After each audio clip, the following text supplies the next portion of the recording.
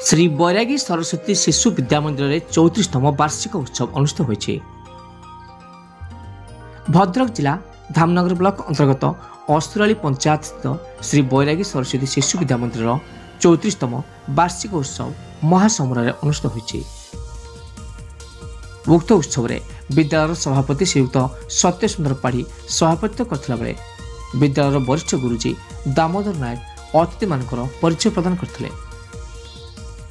विद्यालय संपादक दीपक कुमार बारिक स्वागत भाषण देथिला बेले उक्त उत्सव में मुख्य अतिथि भावे उच्च शिक्षा क्रीड़ा युव व्यापार ओडिशा भाषा साहित्य एवं संस्कृति मंत्री सूर्यवंशी सूरज स्थितप्रज्ञ जोगदे उदाहरण माध्यम पिलामानकु शिक्षा सहित संस्कार को मार्गदर्शन रूपे बाछिବାକୁ पड़े बोली अभिभावक मानकु उपदेश देथिले।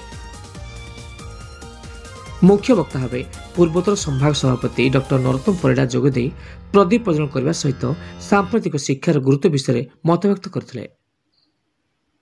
मुख्य उपदेष्टा भावे उत्कल भूषण नायक जोगदे सांप्रतिक समय शिक्षा को केवल फलाफल केन्द्रिक मूल्यांकन करने कोमलमती शिशुर मस्तिष्क उपरे नकारात्मक प्रभाव पकाउछि बोली निजर अभिभाषण में कहिथिले।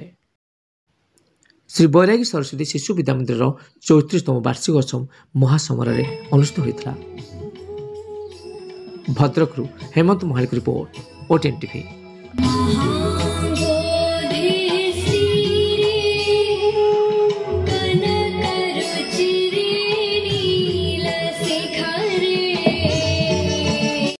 एठी माणबसा केमिति करा जाए ताहा शिखेइबा सहित गीता जयंती पालन करिबा मध्य पिलामानंकु जणा जाउछि, पिलामानंकु शिखा जाउछि। पिलामानंकु कुहा जाउछि दुनियार सर्वश्रेष्ठ गुरु भगवान तापरे बापा माँ।